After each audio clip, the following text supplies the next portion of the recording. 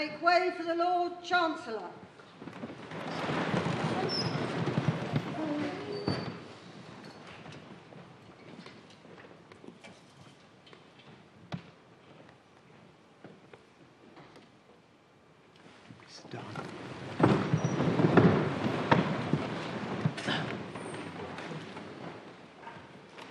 My Lord Chancellor, would you take the testament in your right hand and repeat the words of the oaths after me? I, Elizabeth Mary Truss, do swear by Almighty God do swear by Almighty God that I will be faithful and bear true allegiance that I will be faithful and bear true allegiance to Her Majesty Queen Elizabeth II, to Her Majesty Queen Elizabeth II, her heirs and successors, her heirs and successors, according to law. according to law. I, Elizabeth Mary Truss, do swear by Almighty God do swear by Almighty God that I will well and truly serve that I will well and truly serve our Sovereign Lady Queen Elizabeth II our Sovereign Lady Queen Elizabeth II in the office of Lord High Chancellor of Great Britain. in the office of Lord High Chancellor of Great Britain.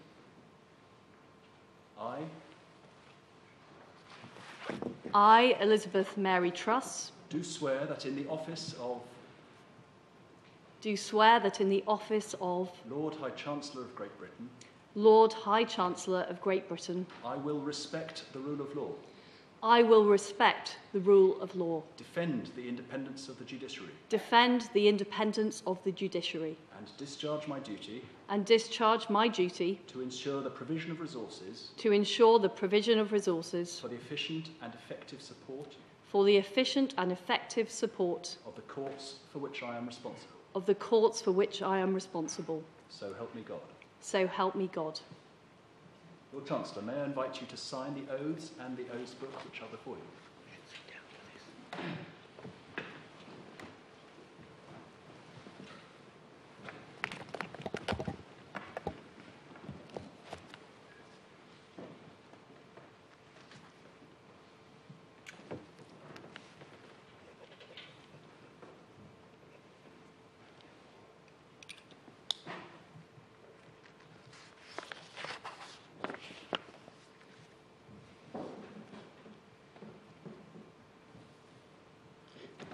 Mr. Attorney, my Lord Chancellor, it is a pleasure to welcome you to this court today. It's also a pleasure to welcome your husband, Hugh, and your two daughters, Frances and Liberty, and the other members of your family on this historic occasion. As we were reminded by our last Prime Minister, it is very often our families who make the enormous sacrifices. I'm extremely glad to be able to welcome both you and your family on this special day. The swearing in of a new Lord Chancellor is, of course, always a historic occasion. Today is no exception. The office of Lord Chancellor spans the history of our nation. It can be traced back to Anglo-Saxon times. It survived Civil War, Restoration, 19th century industrialisation, and more recently, constitutional reform. It remains absolutely central to our Constitution. At one time, only members of the clergy were appointed Lord Chancellor.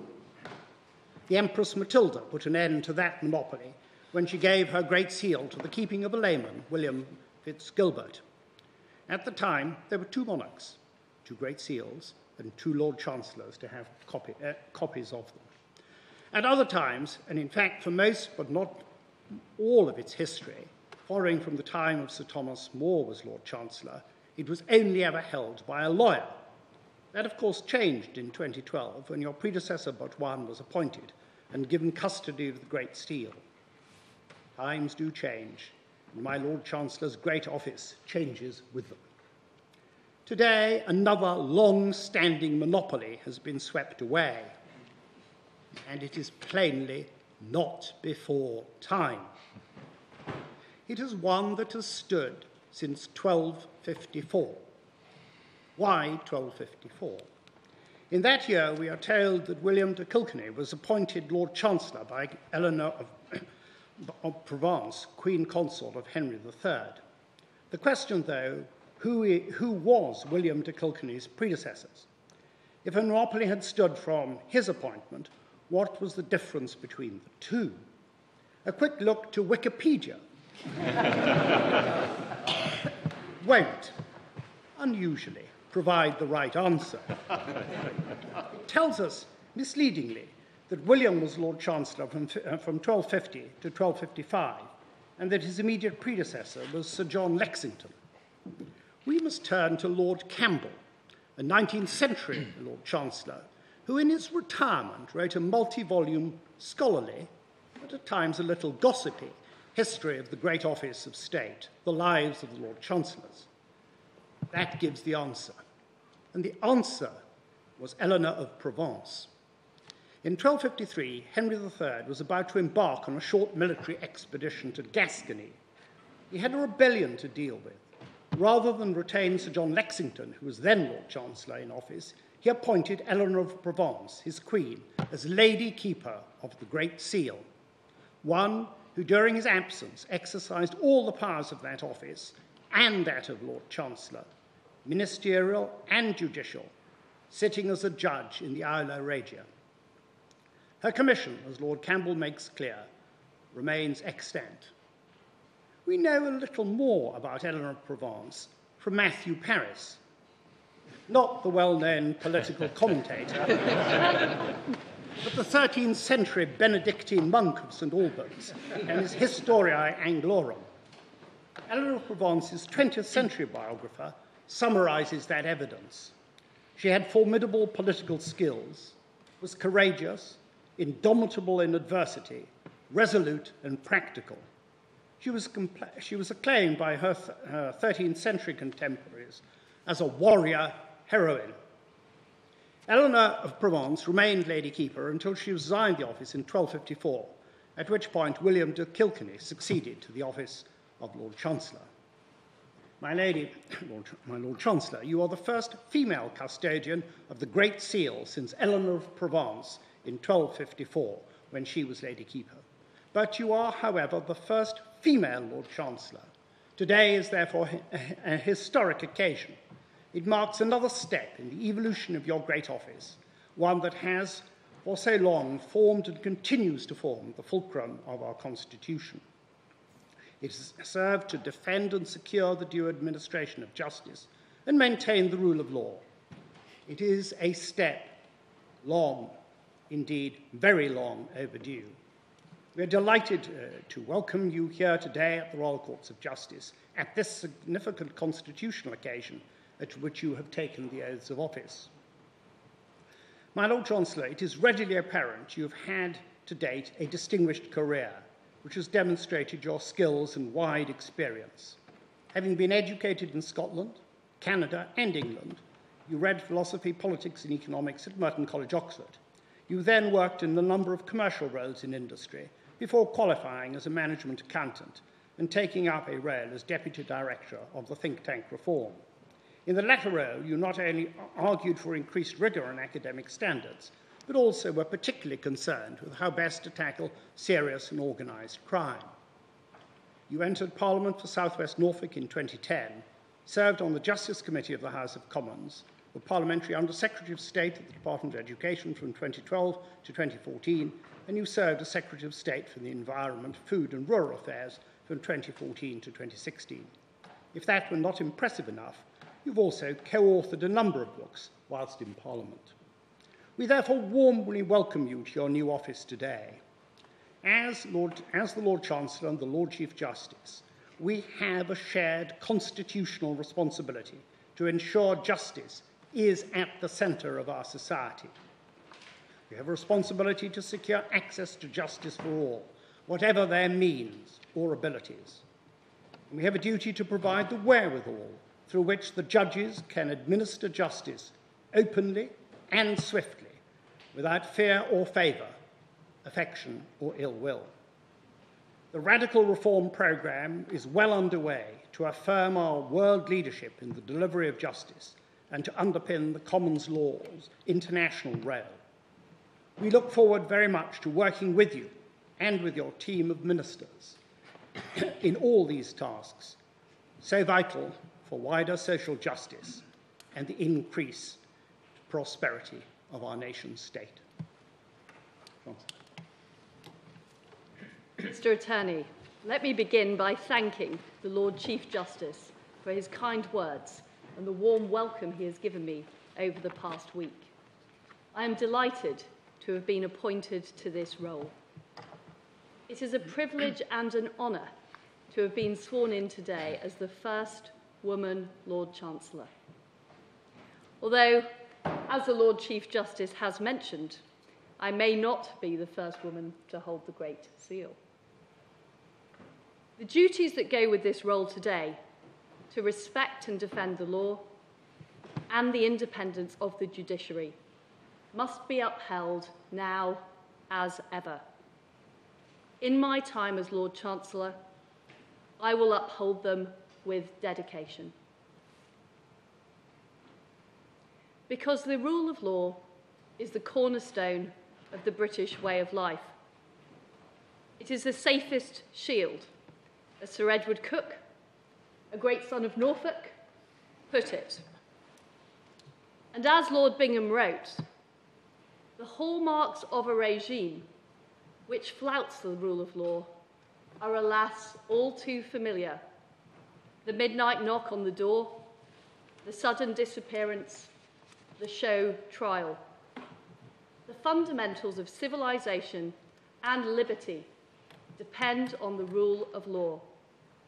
It is our safeguard against extremism, oppression, and dictatorship.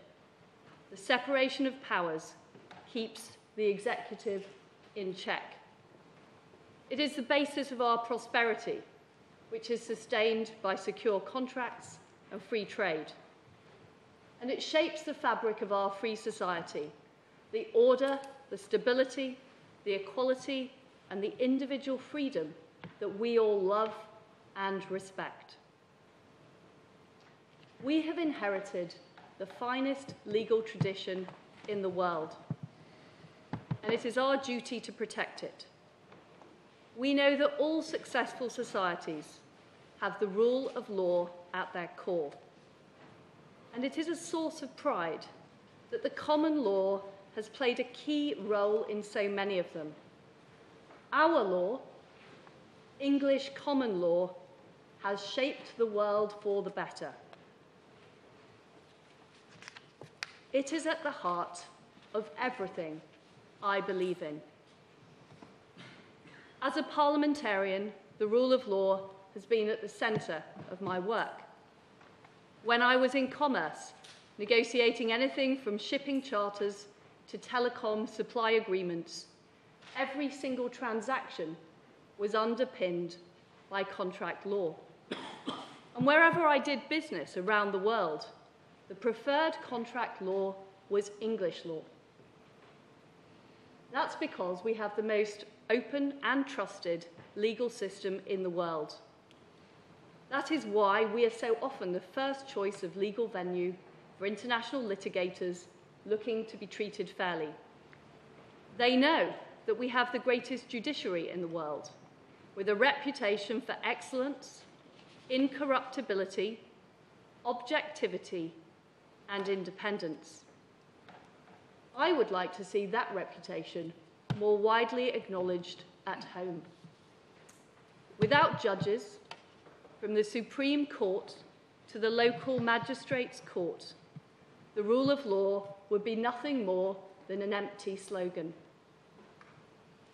You all here are the human face of the administration of justice, and there can be no higher calling. As a career, it should be seen as attractive and prestigious by every possible person from every possible background. In time, this will help the judiciary to be drawn from a pool of the widest available talent. As a young woman, I remember going to Leeds Crown Court to see a female barrister defending cases and saw for myself how the profession was changing.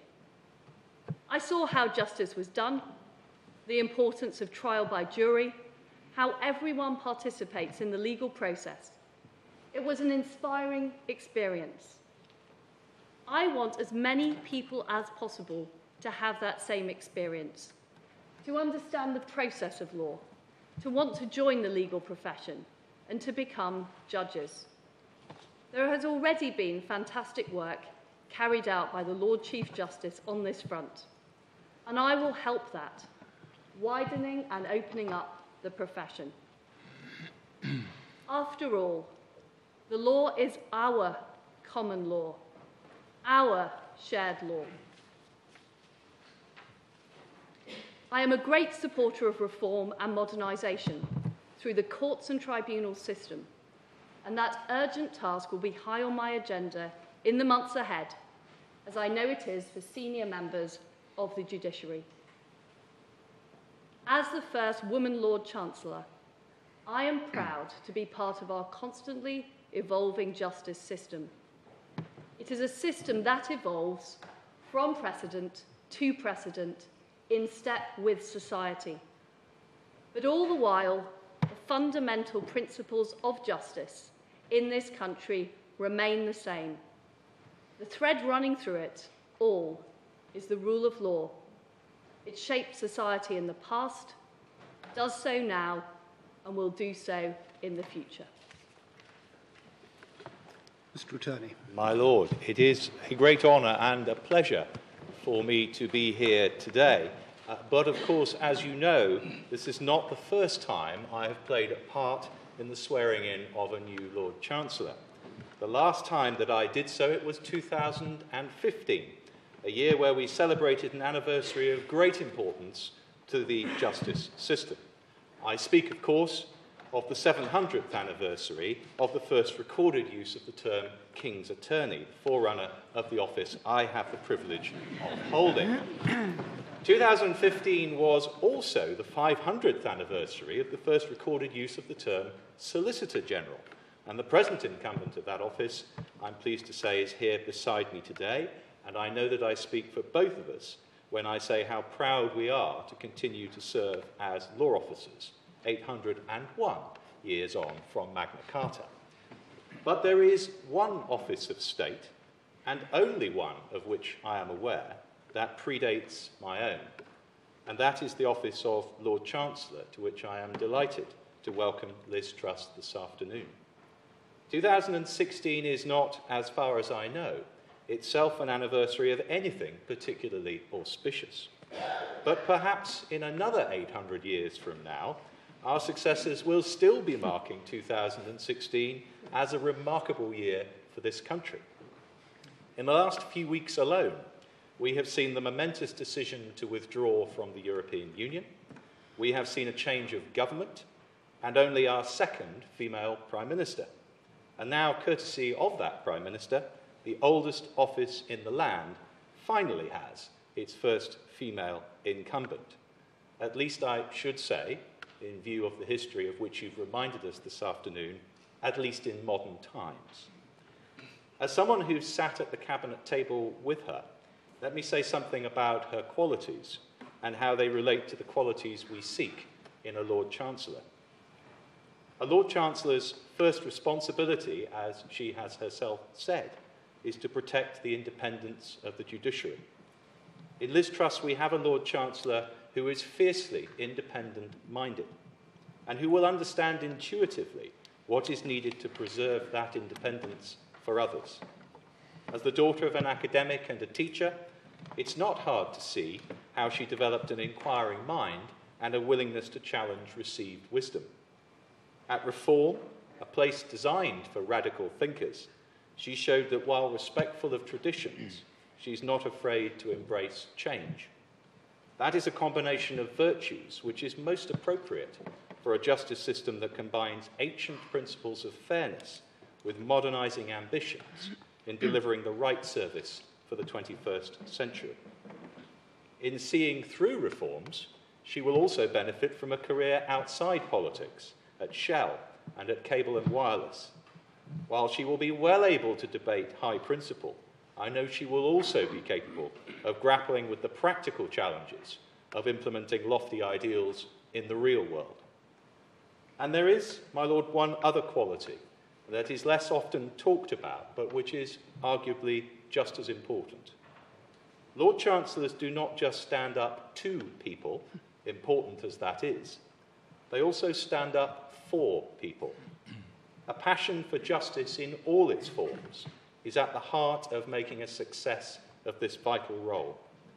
This Lord Chancellor will be a passionate advocate who will relish working with the passionate advocates who populate our justice system, and from whom, my Lord, whose representatives we will now hear.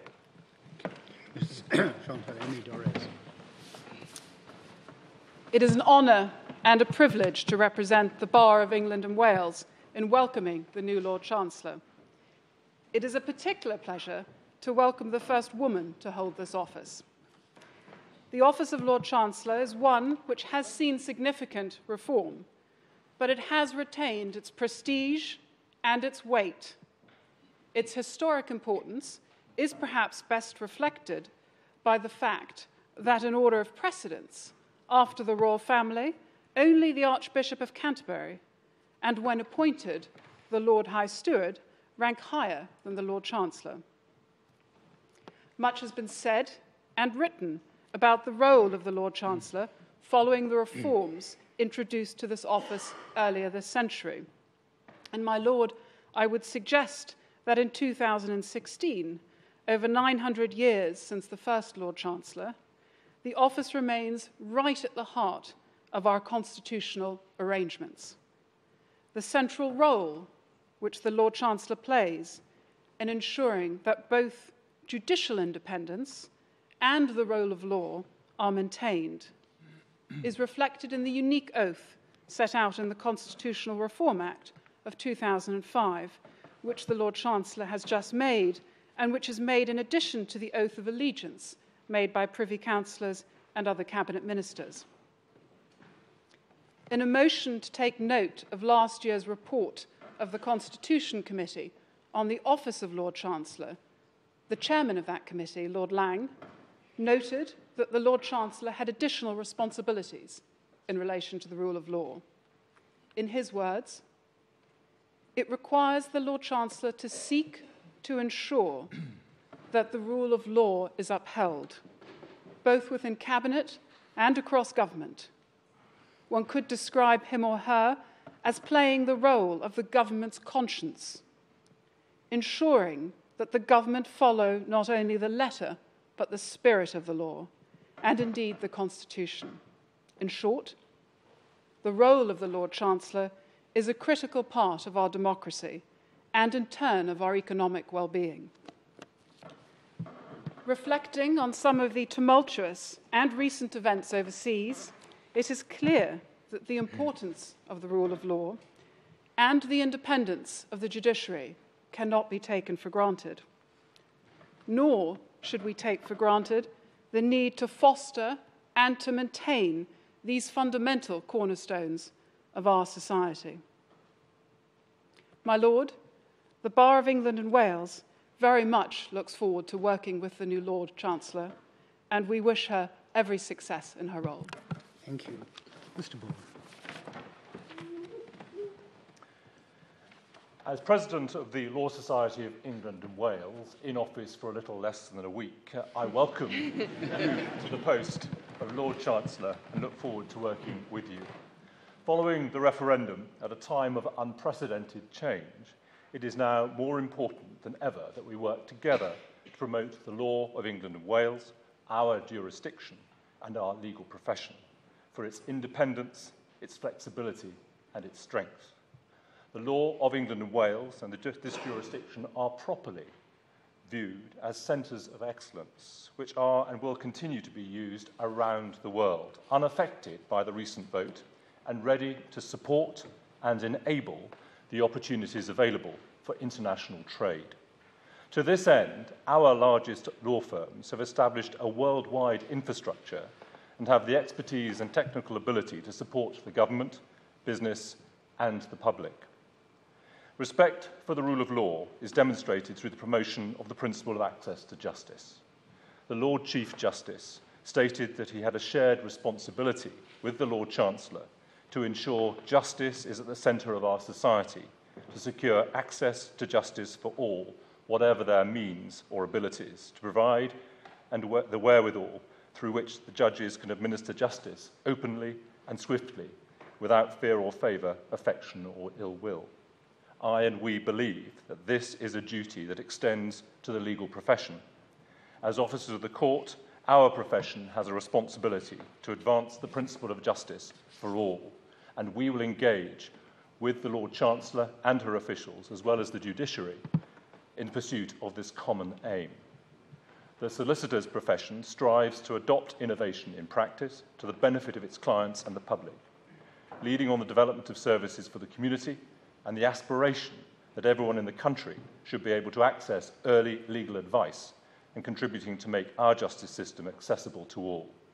Through this work, we are supporting the programme of court reform, while at the same time playing our part, as the Lord Chief Justice stated, to affirm our world leadership in the delivery of justice and to underpin the common law's international role. Equality, diversity and inclusion are pillars of a robust justice system. The Law Society believes that if we are to remain a cohesive society, it is absolutely essential that our profession reflects the society and the communities we represent and of which we are a part. Background, ethnicity, sexual orientation and gender are no bar to a career in the law, and we want to ensure that those with skills and abilities are encouraged to step up, join the professions and develop their careers. For these reasons, we must promote social mobility and the values that we share so that our democracy thrives, is strengthened, maintained and inclusive for all. We want to work together with the Lord Chancellor and her team to make this vision a reality. Lord Chancellor, once again, may I welcome you to your new role. Thank you. My Lord, I move that these proceedings be recorded in the books of the Queen's remembrance. So be it.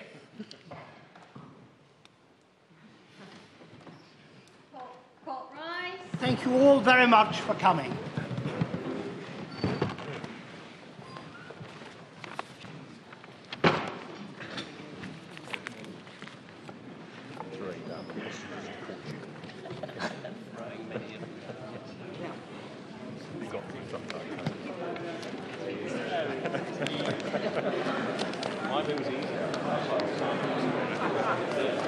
Not boiling. I like a little bit of history. Mr. Solicitor's nothing else to do. Right, on we go. Whenever.